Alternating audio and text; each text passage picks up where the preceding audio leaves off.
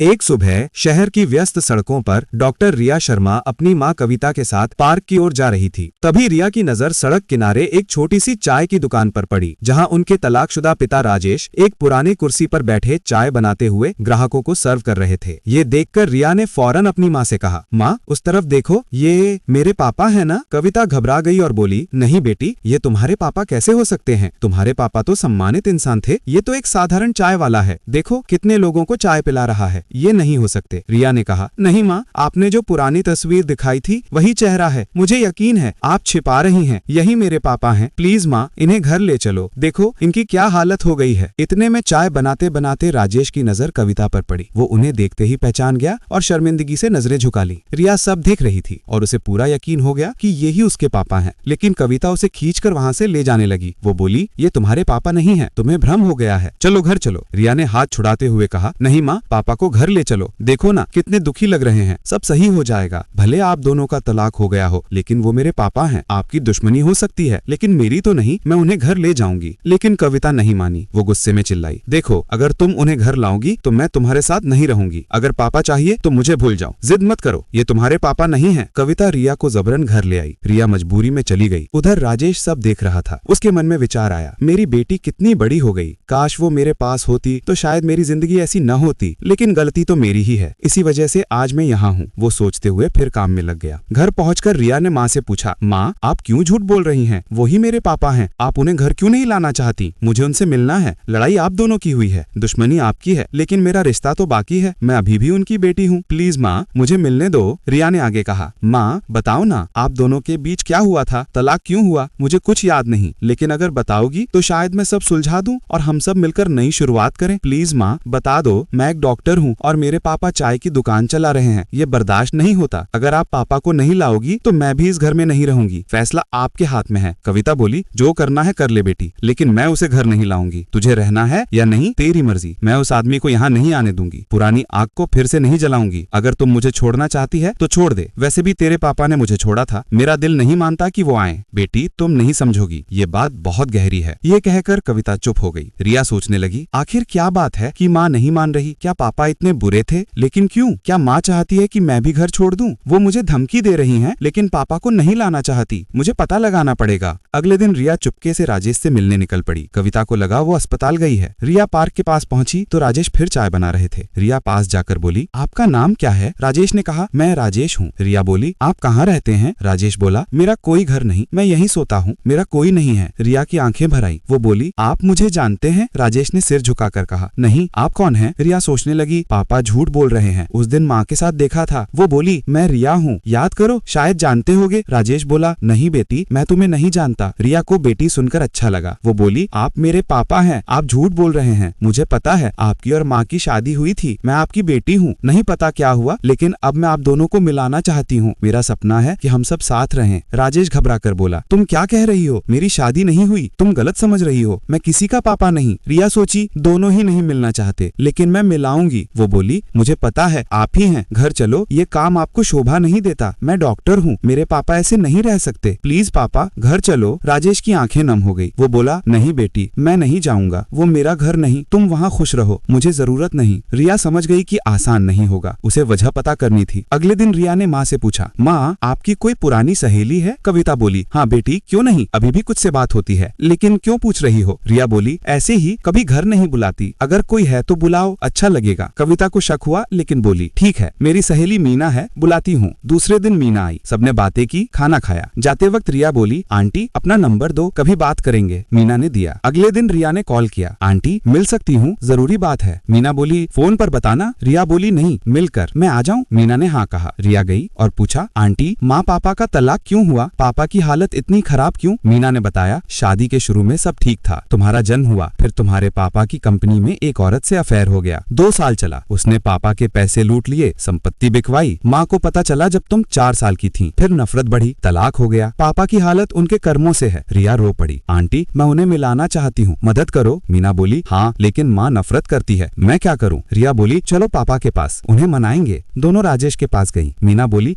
देखो अपनी बेटी के लिए घर जाओ, वो कितनी तड़प रही है। रिया रोकर बोली, पापा घर चलो, मुझे अच्छा नहीं लगता, मैं आपकी बेटी हूँ। राजेश बोला, नहीं मैं नहीं जाऊंगा, तुम खुश रहो, मेरी हैसियत नहीं। रिया समझ गई कि आसान नहीं होगा, उसे वजह पता करनी थी। नहीं, रिया समझ गई कि झूठ बोलना पड़ेगा। वो बोली, पापा माँ ने बुलाया है, सब राजी हैं, घर चलो, नई शुरुआत करेंगे। राजेश मान गए। तीनों घर पहुँचे। कविता देखकर गुस्साई, ये कौन है, तुम क्या कर रही हो, मैंने मना किया था। राजेश जाने लगे। रिया ने रोका, पापा ये मेरा घर है, आप रहोगे। मीना बोली, कविता बेटी के लिए मिल जाओ, वो अधूरी है। रिया रोकर बोली, माँ हाथ जोड़ती हूँ, मिल जाओ, आपकी खुशी चाहिए। सबकी आंखें नम हो गई। कविता ने राजेश का हाथ पकड़ा, दोनों गले लगे। इस तरह रिया अपनी हिम्मत से माँ पापा को मिला देती है और परिवार पूरा हो जाता है। दोस्तों अगर आपको ये कहानी पसंद आई तो लाइक करें, शेयर करें और हमारे चैनल को सब्सक्राइब करें। यहाँ मिलती हैं ऐसी ही भावुक और सच्ची घटनाओं वाली कहानियाँ। कमेंट में बताएं आप कहाँ से देख रहे हैं।